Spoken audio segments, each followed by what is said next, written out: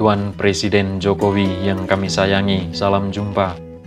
Sudah hampir 3 pekan sejak Tuan Presiden berkunjung ke Kabupaten Sika dan Kabupaten Sumba Tengah di Nusa Tenggara Timur.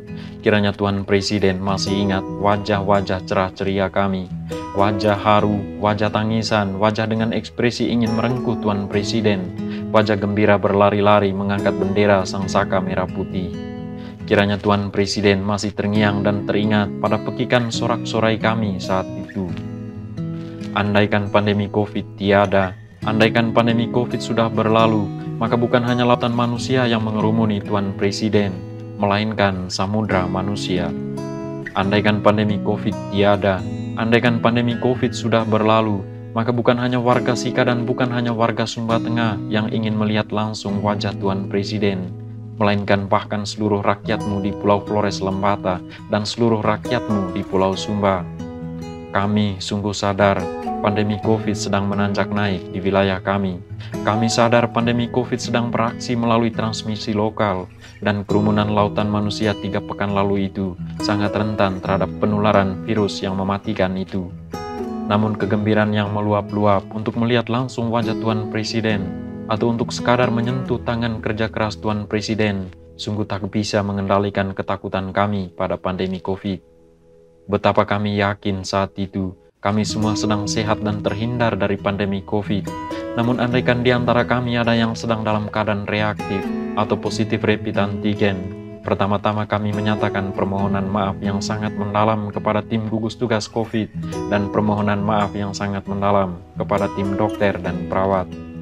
Bahwa oleh karena kami tidak mampu mengendalikan kegembiraan untuk melihat Tuan Presiden yang kami sayangi, kami justru menambah kerja Tuan dan Puan dokter, Tuan dan Puan perawat. Kami memohon maaf, kami kilaf, semoga pandemi lekas berlalu dari Republik ini. Tuan Presiden yang kami sayangi, selepas Tuan Presiden tinggalkan NTT 3 pekan lalu itu, aneka suara kritis menghantam Tuan Presiden. Bahkan suara kritis itu sampai pada desakan agar Tuan Presiden diselidik secara hukum. Lebih lagi, beberapa lembaga sudah melaporkan Tuan Presiden kepada penegak hukum, yang kemudian kabarnya laporan itu ditolak. Dan memang Tuan Presiden mustahil ada celah hukum untuk disalahkan, sebab yang salah adalah kecintaan kami kepada Tuan Presiden. Namun kecintaan kami kepada Tuan Presiden adalah cinta yang benar dan tulus. Suara-suara kritis itu bukanlah suara baru, bukanlah dari orang-orang atau institusi-institusi baru. Suara-suara itu berasal dari orang dan institusi lama yang sudah sekian sering, bahkan sudah menjadi kebiasaan, memandang Tuan Presiden dengan kacamata gelap. Karena mereka sudah biasa menggunakan kacamata gelap, maka pada mata mereka dan pada akal mereka tidak ada sisi cerah pada sosok Tuan Presiden.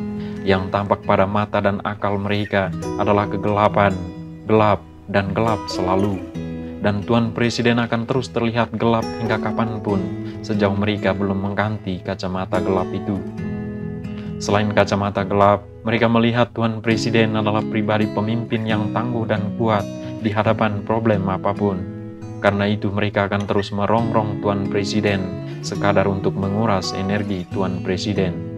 Namun sekali lagi, Tuan Presiden adalah sosok pemimpin yang tangguh, yang sudah teruji oleh aneka tantangan apapun, yang menerima semuanya itu dengan penuh kerendahan hati dan kerelaan untuk berkorban, sambil tetap mengabdi pada rakyatmu.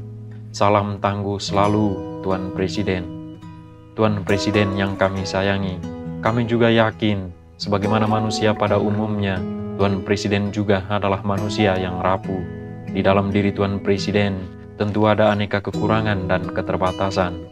Terlepas dari aneka kekurangan pribadi Tuan Presiden, selama Indonesia merdeka, kami baru melihat pada Tuan Presiden sosok hamba yang mengabdi, yang peka pada kepentingan rakyat, yang rendah hati mendengarkan dan menampung aspirasi rakyat, serta dengan kerja keras mewujud nyatakan harapan rakyat. Andaikan Republik ini memiliki regulasi yang membolehkan Tuan Presiden yang bersosok demikian untuk terus memimpin lebih daripada 10 tahun, 100% suara-suara kami akan menembus gambar Tuan Presiden pada surat-surat suara. Dan andaikan republik ini membolehkan Tuan Presiden untuk kemudian memimpin sebuah wilayah provinsi, dan andaikan Tuan Presiden berkehendak baik untuk memenuhi harapan itu, kami rakyat Nusa Tenggara Timur merindukan Tuan Presiden untuk menjadi pemimpin kami di masa depan. Mengurus Solo saat Tuan Presiden menjadi wali kota, Solo sebuah kota yang kini diurus oleh putramu sendiri. Aneka perubahan yang signifikan telah terjadi. Demikian juga ketika Tuan Presiden menjadi Gubernur DKI Jakarta, ada banyak perubahan signifikan, sekalipun dalam tingkat waktu yang sangat singkat.